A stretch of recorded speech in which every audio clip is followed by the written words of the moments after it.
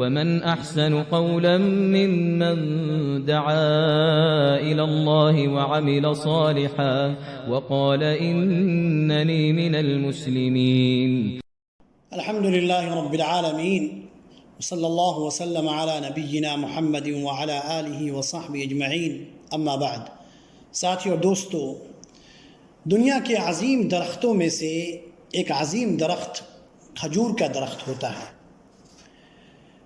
اس کا جو پھل ہے، کھجور کے درخت کا جو پھل ہوتا ہے جس کو ہم کھجور کہتے ہیں، یہ اپنی مٹھاس اور اپنی غذائی قوت کی بنا پر پوری دنیا میں جانا اور پہچانا جاتا ہے.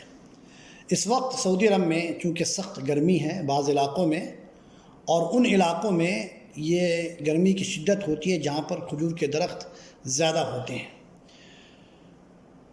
اور یہ بڑا ہی مبارک درخت ہے جس کی مثال قرآن مجید میں پیش کی گئی ہے.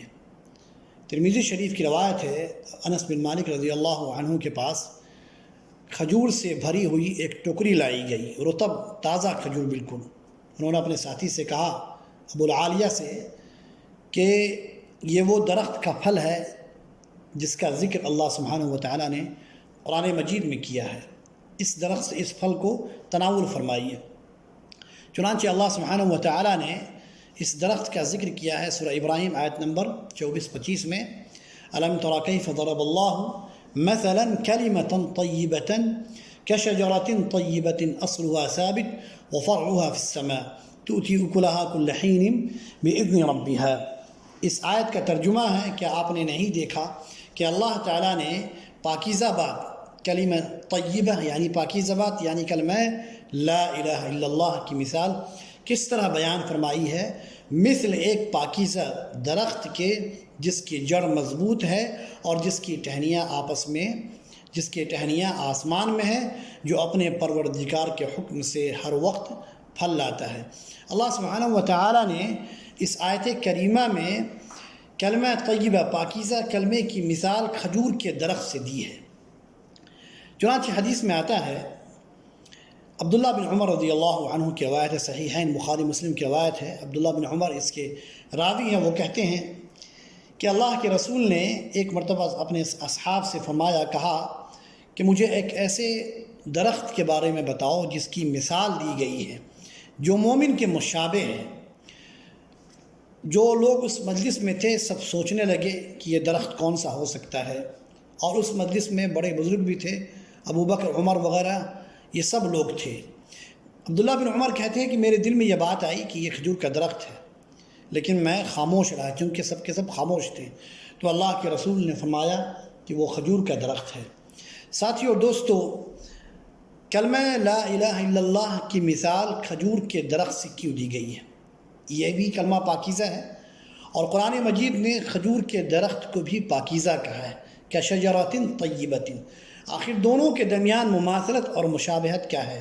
میں اس مختصر گفتگو میں آپ کے سامنے دونوں کے درمیان کی جو مشابہت ہے، جو مماثلت ہے، وہ آپ کے سامنے پیش کرنے کی کوشش کروں گا. سب سے پہلی چیز یہ ہے کہ اللہ سبحانہ و تعالیٰ نے اس درخت کی جو صفت بیان کی ہے کہ یہ طیبہ شجرۃ، پاکیزہ درخت ہے. یہ پاکیزہ درخت ہے. اللہ سبحانہ و تعالیٰ نے اس درخت کے بارے میں کہا کہ یہ پاکیزہ درخت ہے، اور دنیا کے تمام درختوں میں سے یہ سب سے افضل درخت ہے. بالکل بے عین ہی ایک مومن بھی اپنے اخلاق، اپنے ایمان اور اپنے اعمال، اپنے احوال میں ہر وقت ہمیشہ پاکیزہ ہوتا ہے، اس کے سارے صفات ہمیشہ پاکیزہ ہوتے ہیں. تو درخت جس طرح پاکیزہ ہوتا ہے، ایک مومن کے اخلاق بھی، ایک مومن بھی اپنے اعمال میں، اپنے اخلاق میں، اپنے اقوال میں، اپنے حرکات میں، ہر صفات میں ایک مومن جو ہے ہمیشہ پاکیزہ ہوتا ہے. دوسری چیز جو مومن اور درخت کے درمیان جو مشابہت ہے وہ یہ کہ اس درخت کی جو جڑ ہوتی ہے وہ بڑی مضبوط ہوتی ہے، اور درخت جتنا قدیم ہوتا ہے اتنی ہی اس کی عظمت بڑھ جاتی ہے، اتنی ہی اس کی جڑ مضبوط ہوتی ہے. اسی طرح ایمان کی خوبی یہ ہے کہ جب وہ مومن کے دل میں آ جائے تو اسے مضبوط ہونا چاہیے، اسے مضبوط. اسی طرح مومن کے دل میں ایمان کو ہمیشہ مضبوط رہنا چاہیے، اس درخت کی مانند. تیسری چیز ساتھیوں، اس درخت کی جو شاخیں ہیں وہ آسمان کو چھو رہے، لمبی لمبی شاخیں ہوتی ہیں۔ اسی طرح ساتھیوں ایمان کی بھی بہت ساری شاخیں ہیں، عبادات، معاملات، اس کے بعد وہ تمام چیزیں جن کے ذریعے آپ اللہ سبحانہ و تعالی کی نزدیکی اور اس کی قربت حاصل کرتے ہیں، یہ سارے ایمان کے فروعات ہیں، ایمان کی شاخیں ہیں۔ جس طرح کھجور کی شاخیں ہوتی ہیں اسی طرح ایمان کی بھی شاخیں ہیں۔ چوتھی چیز ساتھیوں، اللہ سبحانہ و تعالیٰ نے اس درخت کے بارے میں کہا کہ یہ ہر وقت پھل لاتا ہے اللہ سبحانہ و تعالیٰ کے حکم سے۔ ایک مومن کو بھی ایسا ہی ہونا چاہیے، اس کے اخلاق، اس کے اعمال، اس کا کردار ایسا ہونا چاہیے کہ ہر وقت ہمہ وقت کسی بھی انسان کو اس کے اخلاق سے، اس کی عبادت سے دوسروں کو فائدہ پہنچے۔ مومن تو یہ ہوتا ہے، مومن سے ہمیشہ بھلائی کی امید رکھی جا سکتی ہے۔ مومن وہ ہے جس کے شر سے دوسرے لوگ محفوظ ہوں، مومن وہ ہے جس سے ہمیشہ خیر کی امید کی جائے۔ اور حدیث میں بھی آتا ہے، طبرانی وغیرہ کی روایت ہے، اللہ کے رسول نے فرمایا مثل المؤمن مثل النخلہ، مومن کی مثال کھجور کے درخت کی مثال ہے کہ ما اخذت منها من شيء نفعك، کہ اس کھجور کے درخت سے جو کچھ بھی لوگے وہ تمہیں فائدہ پہنچائے گا۔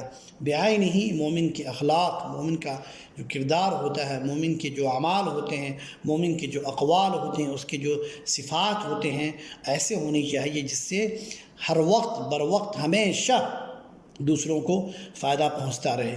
ایک چیز اور بھی ہے ساتھیوں، جس طرح کھجور کے درخت کو پانی، اس کو زندہ رکھنے کے لیے پانی کی ضرورت پڑتی ہے، اگر پانی نہ دیا جائے تو کھجور کا درخت مر جائے گا، اسی طرح مومن کو اپنے اعمال کو بچانے کے لیے، اپنے ایمان کو دل میں راسخ کرنے کے لیے، اسے محفوظ کرنے کے لیے، اسے زندہ رکھنے کے لیے وحی کے پانی کی ضرورت پڑتی ہے، قرآن و حدیث کی ضرورت پڑتی ہے۔ قرآن و حدیث کے ذریعے اس کے بتائے ہوئے جو اصول ہیں، جب تک کہ ان کے ذریعے مومن اپنے ایمان کو سیراب نہیں کرے گا، اس وقت تک اس کے دل میں اس کا ایمان زندہ نہیں رہے گا۔ تو جس طرح کھجور کے درخت کو پانی کی ضرورت پڑتی ہے، اسی طرح مومن کے ایمان کو اس کے دل میں مضبوط ہونے کے لیے قرآن مجید اور اللہ کے رسول کی جو سیرت ہے اس کی ضرورت پڑتی ہے۔ اللہ سبحانہ و تعالیٰ سے دعا ہے کہ اللہ ہم سب کو قرآن مجید میں جس پاکیزہ کلمے کی کھجور کے درخت سے مثال دی گئی ہے، اور کھجور کے درختوں کے اندر جو صفات ہیں، اپنے ایمان کے اندر بھی اللہ سبحانہ و تعالی ان صفات کو اپنانے کی اور ایمان کے اندر پیدا کرنے کی اللہ ہم سب کو توفیق عطا فرمائے۔ وآخر دعوانا الحمد للہ رب العالمین، وصلی اللہ وسلم علی نبینا محمد وعلی آلہ وصحبہ اجمعین۔